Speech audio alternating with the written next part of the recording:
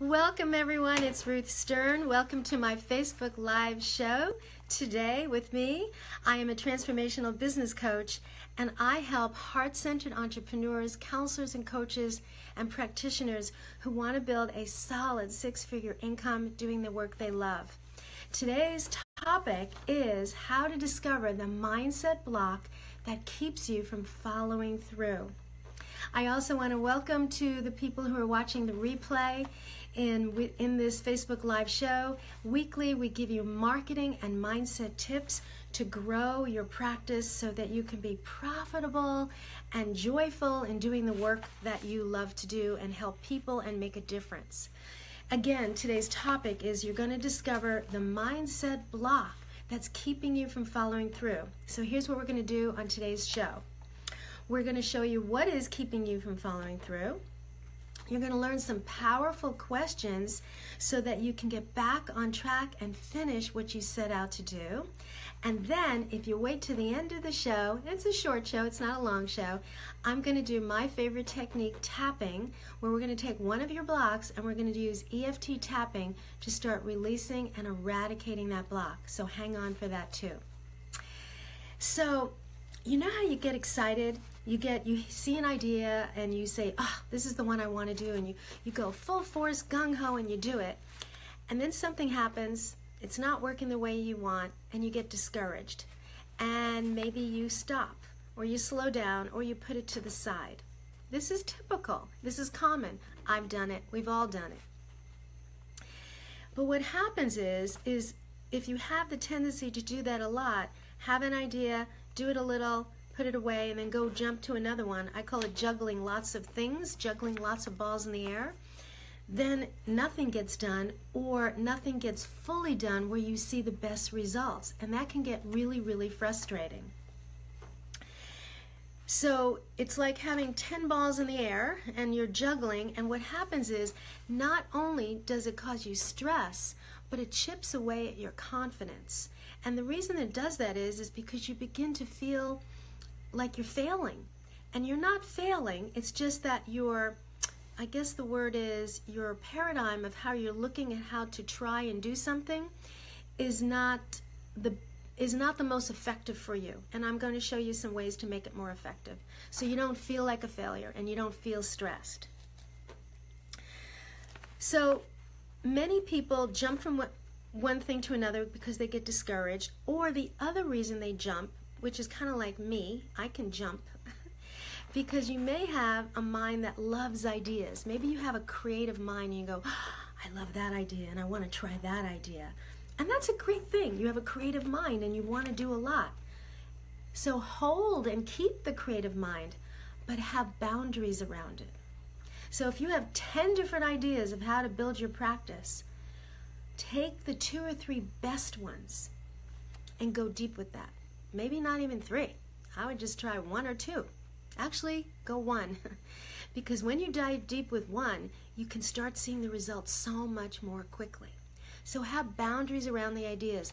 Put the ideas in a folder. Come back to them. They won't go away. But you cannot do 10 things at one time well. So let's talk about that. I had a client who was putting on a workshop and did all the things to put the workshop on, a lot of work, prepare, and then hardly anybody showed up. And that can be so discouraging. She came to the conclusion workshops are not for her, it's not the way she's going to make income. And she based that on one experience. But what if she had turned that around and opened up with the questions? So here's the questions. When something doesn't work, you have a choice. You can go in one direction or the other. You can say, yeah, I'm going to dump it. And sometimes we do need to dump it, of course. Or you go the other direction and you ask the questions, how can I better this? So I'm going to give you a bunch. Some are going to relate to this example, but you can use the principles of these questions to help you. Basically, the questions are what and how. Asking what and how questions is going to open your mind up to new solutions and new possibilities. So here's some examples about her workshop. She could ask things like, a simple question, what about this workshop didn't work? General question. Was it the title? Was the title hot enough? Did it attract the clients? Where was I doing the right marketing to attract the right clients? So she kind of goes down the line of what she did and asks the what and the how. How could have I tweaked it better? How could have I made my emails more enticing and engaging? What were some other questions I did? What other kinds of marketing could I have done to get more yeses? So those are sample questions that she could have used to open up the answers to what went wrong and what I can do right the next time. What and how questions. Write that down. What and how. And so when you do that, what you're doing, instead of beating yourself up, I failed, you're opening up to, if I just tweak this one thing, it would change. And I can't tell you how many things that I've done that did not go well, but I sat down and looked at, was it the ads? Was it the title? Was it this? Was it that? And I could find little leaks here and there. I'm saying, yep, I'm going to tweak it next time, and next time it worked so much better. So the questions will get you to the answers so that you don't give up and you can follow through. This is so key. So, of course, it's not just the tactics to follow through. It always comes back to mindset. So let's look at, what is your mindset? What's in your way of following through? And I'm going to give you some examples, and you can write them down if it applies to you. All you're going to do is ask yourself the question, what's in my way of following through? And you just can guess. And here's some common ones. It's boring. I just doubt myself. It's too much work. I don't have what it takes. Or maybe you don't finish, because if you put it out there and it fails, you would be devastated. So it could be also that fear of failure. So I want you to write down right now, what's your block to following through? Now you may have more than one, but for this exercise, just pick one. And now what I'm going to do is I'm going to teach you very quickly. If you don't know EFT, the tapping process, we're going to do it. It's EFT stands for Emotional Freedom Techniques. It's based on Chinese acupuncture, where we're moving energy and we're moving our blocks through using energy. Instead of using needles, we tap on the main meridian points to move the energy, and ultimately our belief is that the block, the belief is locked in, kind of locked in your nervous system, and as you're moving, tapping on the energy points, you're moving that block, you're releasing it. So you'll only know it by doing it, so let's do it. So have your belief right now and rate it on a scale of 0 to 10, how strong you believe I don't have what it takes, or it's not going to work. Whatever your belief is, 0, I don't believe it at all, 10, it's big. And that way you can measure as we tap, and the goal is to release it and loosen the belief. Because once you start loosening and eradicating the belief, you're going to move forward towards finishing and following through. That's the goal, right? All right, so tune in to your belief, and you're going to repeat everything I say. You're going to be like an echo. So I'm going to leave a space, and you repeat everything I say as we tap on the points. I'm going to show you where the points are, and just follow me, okay? Even though I have this block to follow through, now you repeat it. I deeply and completely accept myself. Even though I have some resistance to follow through, I accept myself. And now we're just going to tap through the points. Just follow me. I'm on my right side because I'm a righty. So if you're on your right side, just tap on your right side. It makes it easier. This resistance to follow through. So just keep repeating what I say. All these blocks I have to following through. I procrastinate. I put things off. I don't finish things. It's really frustrating. It gets me angry. Angry at myself. Why can't I follow through? It's who I am. It's not who I am. It's a habit I've gotten into. It's just a habit.